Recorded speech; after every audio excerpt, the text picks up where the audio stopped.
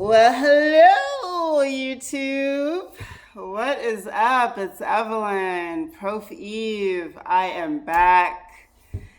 It's been a while. You just plan to take a few days off or a week off, and it turns into a month. So I definitely see how that happens for content creators. It's very difficult to step away for a little while and not have that turn into a longer span of time. And then, just getting back into the rhythm of creating and posting content again. So I am ready to get started again.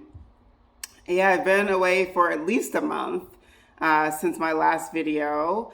And I want to kind of catch you up on what's been going on in my life, in my world, and what you can expect from the channel moving forward. So, oh my goodness, we are in the summer season in the Western Hemisphere where I live in the US, in Illinois. And so it's full-fledged summer now. It's July. It's really hot and humid. So I've been just enjoying time with my family, with my children, just taking naps and just watching the World Cup, laying around, slow days.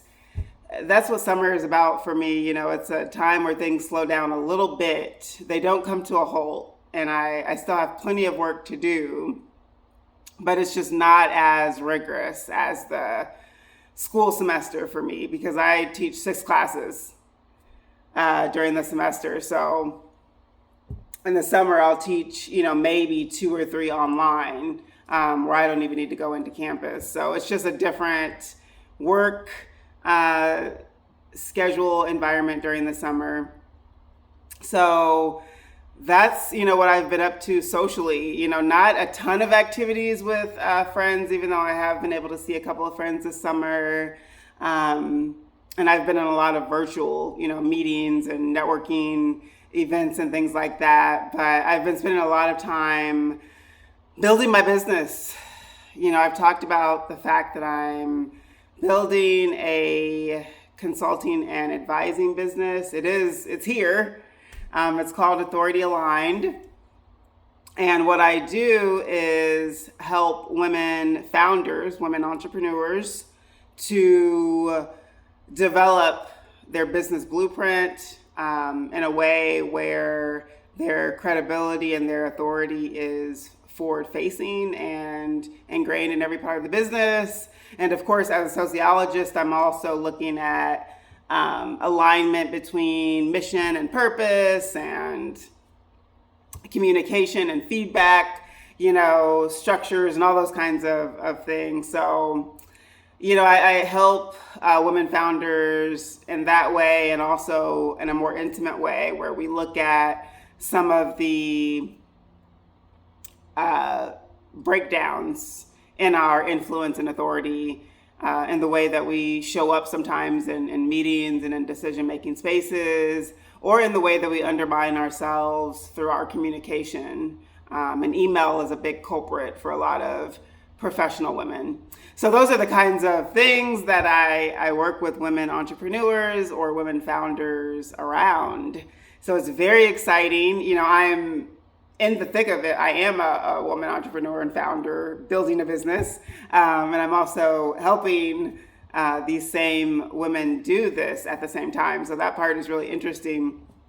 But, I'm more than a business coach or an executive coach. I'm bringing 20 years as a sociologist, 20 years of studying different groups of people, culture, social systems, institutions, bureaucracy, power, all of those kinds of things. So I'm bringing all of that into the way that I develop strategy and execution plans for businesses. So it's all very exciting. It's a tremendous amount of work, but I've made some really significant moves in the last few weeks. My business is definitely off the ground now, and moving along really, really well. I've had to spend a lot of time aligning my social media platforms. I am present across 5 social media platforms currently. And then I have a stand store, as well. So that's like 6 touch points online that I'm visible, and I'm posting content pretty regularly. So, I wanted to make sure that wherever you found me online, you got a good understanding of who I was, what I do, if something resonates with you or not. You'll be able to know that right away when you click on any of my social media pages. Now they all make sense, and they all connect really well, while maintaining the flavor of each of their particular platforms. So it's that kind of stuff. It's a new era and a new chapter for me in my life in a lot of ways. I mean, I have a lot of things going on personally, for me as well. On the brink of buying a house. It's not my first time owning a house. I owned a house with my ex-husband when we were married. But this would be my first time buying a house on my own. And it's been such a journey. It's been difficult and a learning experience for me, in that way as well. I've learned so much about credit scores. I can teach a whole class on credit and credit scores right now. It's been amazing, but finally, I've gotten to this point where I can buy a house on my own. And I qualified for a mortgage loan. I have a mortgage loan ready. And so now I'm just working on the down payment pieces, because that part can get a little tricky, right? Depending on the price of the house. So yeah, I'm moving along. I'm not even worrying myself about, school's going to start, mid-August and all these different things going on. I'm letting the pieces unfold. I'm going to keep working toward the things that I want to bring to fruition, and we will see. That is a place that I've arrived at, is, yes, I worry, still I think about things. I have anxieties around things, but not nearly as much as I used to. And right now I'm just kind of like, every day I'm going to put my best foot forward and keep plugging away, doing things that I need to do to achieve the goals that I have laid out for myself, personal, professional, whichever they may be. Regardless of what's going on, I'm going to keep pushing through. Even when things don't look like they're working, or if there's some disruption, I'm going to keep building. I'm going to keep moving forward, keep taking those steps. And that kind of mindset has been really fruitful for me. And I think it's something that I'd like to share with you all as well. There was a time in my life where when things didn't work out, I would just be bedridden, for like a day or for several hours. I mean, the day would be wasted if I was like upset about something, really upset about something, or something didn't go my way, felt like something failed.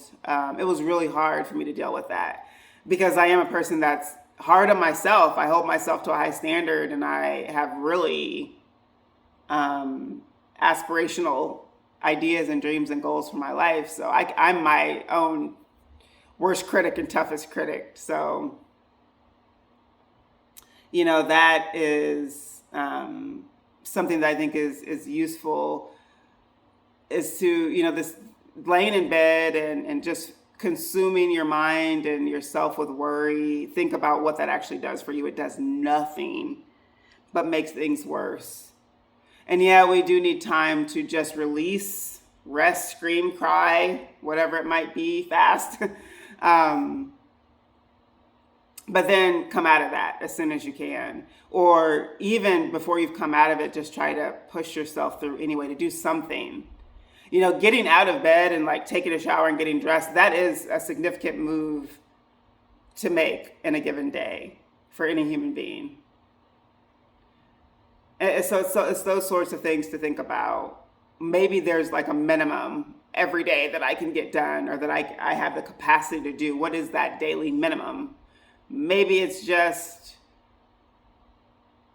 responding to messages. Maybe it's a post. Maybe it's reading something. I don't know. What is that thing that I can do today? If I can't do anything else, what is the one thing that I can do? And if you do something every day, then you have momentum, and things start to get done and happen and work their ways through, and all of that. And that's definitely something that I've realized. And someone's at my door, so I'm gonna have to make a part 2 to this video. I'll be right back.